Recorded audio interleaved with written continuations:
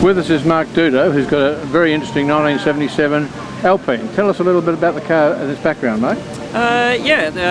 Look, the car itself, as you quite rightly said, is an Alpine A110, and this is one of the later ones out of that particular run. They only ran for about 10 years, almost from I guess about 67 to 77, and this was the last one, the SX, 911SX.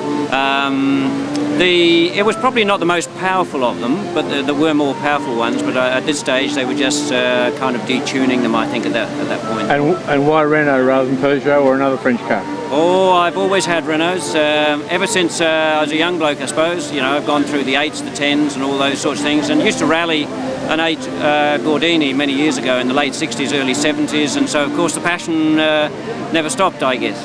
And work being done on this one currently? Oh yes, yeah, this one, when I first got it, it was completely, absolutely stripped down. There was just a basic shell and nothing else. Everything else was in cardboard boxes, or what was of it was in cardboard boxes. And so, having sat in the garage probably for about 3 years, my wife saying, well, are you going to do something about it or not? And me looking at it and thinking, well, this is just too big a task for me. Actually, nothing actually got done.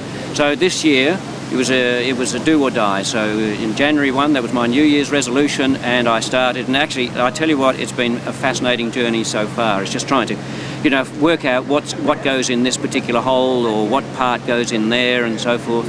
And you know, we've just gone from there. Mark, what about how many of these vehicles are around? This was the last run of that particular model, and I think there were less than 400, if my memory serves me well, of the SX that were actually built.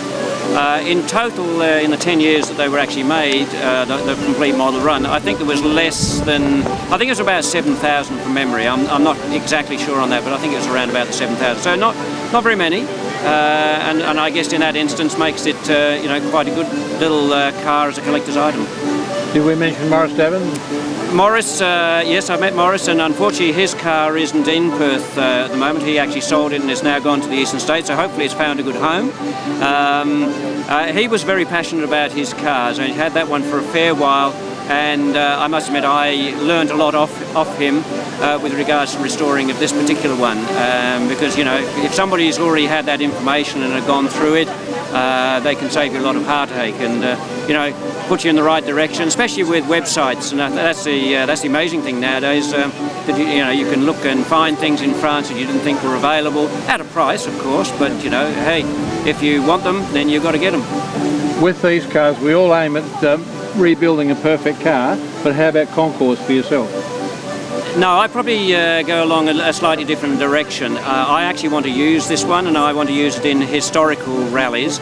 I've got in partnership a Renault 8 Gordini, and we've used that one extensively in historical rallies and get a lot of fun out of it. And of course, this one I'd like to do the same sort of thing. So if it's not perfect, that doesn't worry me. As long as it goes and it's nice to drive, that's important.